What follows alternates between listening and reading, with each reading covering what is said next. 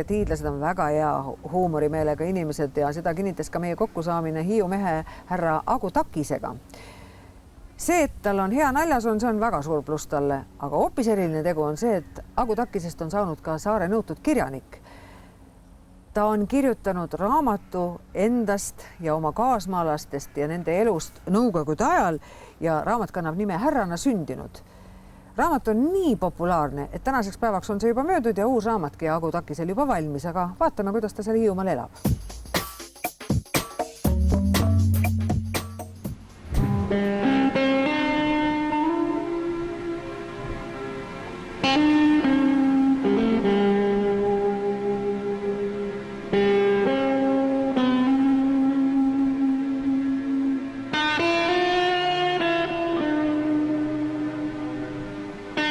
Ma näen merd juba. Meri paistab. Mardi Ansu laht. Mardi Ansu. Ja, millised päikseloojangud. On jah. Aga päikeseloojangud käid kaasaga koos vaatamas või üksi või poistega või? Kuidas kunagi.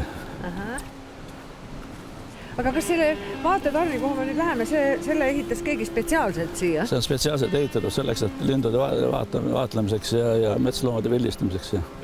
Aga üllatavalt palju tuli see loomi. Ei, aga siis nii hull.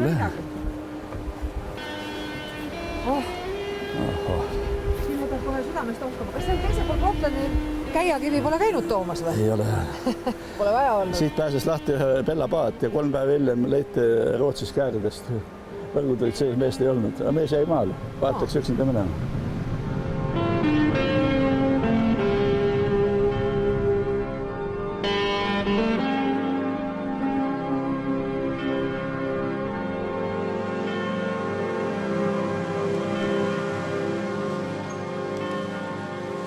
Heast asjast osati ka Vene ajal lugu pidada ning Lõhe ja siiamari olid seda kindlasti.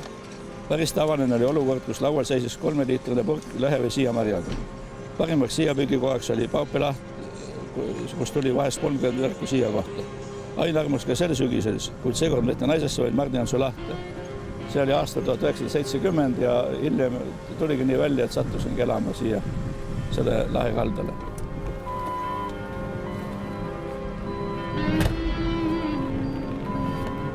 Eks üheks põhjuseks oli see, et elutempo muutus ja aega tekkis rohkem. Ja kunagi igal ühel on võib-olla väike soov ja edevus ja soov ja midagi kirja panna, mis on elatud. Elatud on väga kirju elu ja eks seda on pandud siin kirja, kuigi see raamat ei ole mitte minu elulugu, vaid see on elulugu lahti kirjutatult. Selline, kui ta oli Vene ajal põhiliselt ja samuti ka provotseeriv pealkiri Härrana sündinud. Ei tähenda sugugi, et pretendeeriks ära tiitlile, vaid lihtsalt see oli 3. juuni 1940 ja sel ajal oli veel Eesti Vabariik ja oli härra. Nii et härraks sai olla natukene aega ja kohe tuli seltsimees otsa? Ja paar nädalat olin härra ja see olin juba seltsimees ja seda 50 aastat.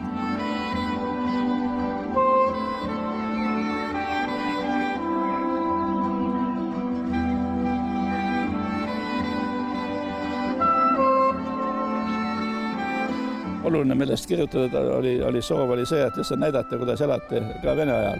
Ka sel ajal elasid inimesed, neil olid omad rõõmud ja mured ja millest nemad tundsid läbu ja kuidas sel ajal elati, mis oli lubatud, mis oli keelatud. Ja kuidagi ei oska ette kujutada, et kui siin 50 aastat poleks keegi Vene võimu ajal elanud, mis siis nüüd oleks siin olnud.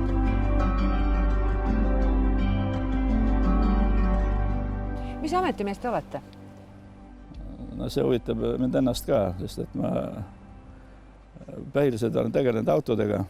Peale sõjaväest äratulekut läksin tööle autojuhina, siis edutati mehaanikuks, siis direktori asetäitjaks.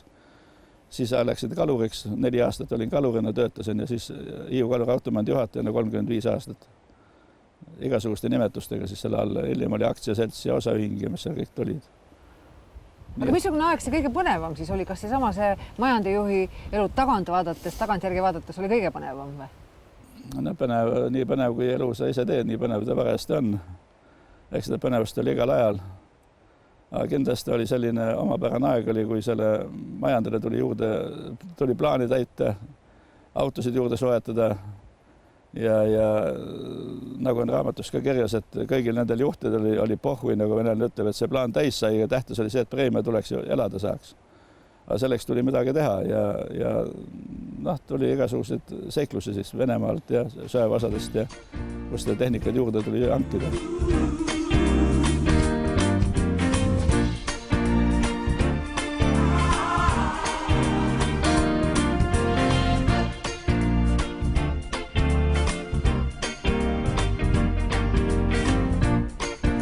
Aga miks te ikkagi tahtsite seda sama elu tuua nüüd raamatu kaante vahel?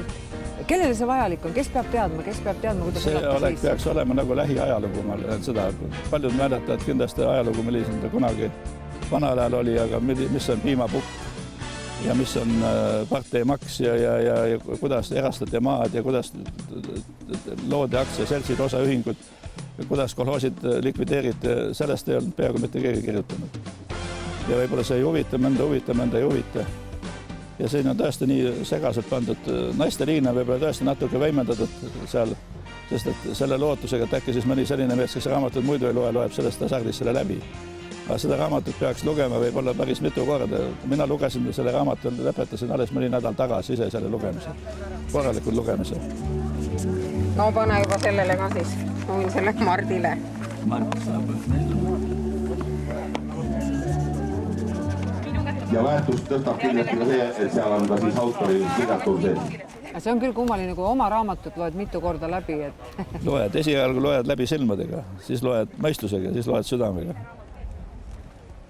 3 keha osaga peab lugema seda. Silmadega lasete kiiresti läbi, vaatad, kõik on trallelää. Võttes vene naise vasakult paremalt läks sinna, aga siis loed juba mõistusega läbi, et miks see nii oli ja hiljem loed südamega, kas tekk oli nii. Aga kuidas olid enne metsa vahel ütlesite mulle, et ei oleks piinavalt valus ja nii edasi? No see Ostrovski lause sai toodud sinna, tõesti hakkas see kummitama, kui see haigus tuli, et kas seal on elatud õigesti. Et astumine kommunistliku parteisse, kuulumine Vene armeesse, selle tõotuse andmine ja kõik selline teise riigi jaoks töötamine, et kas see oli vajalik. Aga selle pidi elama ja ei olnud teist väljapääsu, tuli elada niimoodi.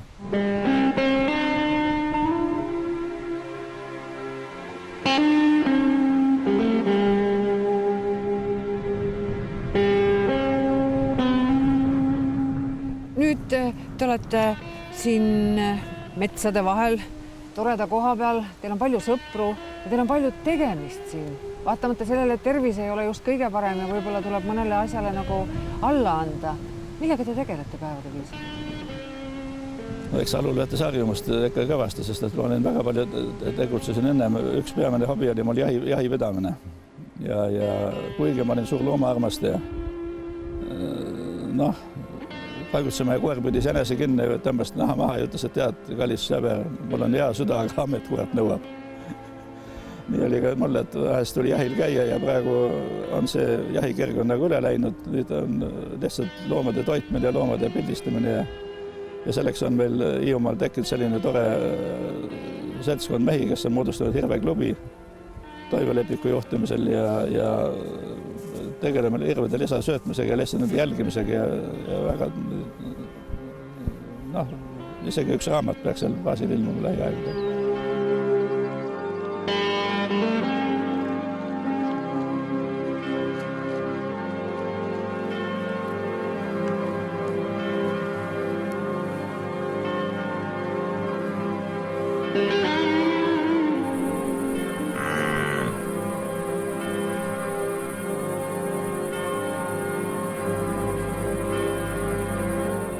On veel mõningad ideed, millest kirjutada raamatud näiteks.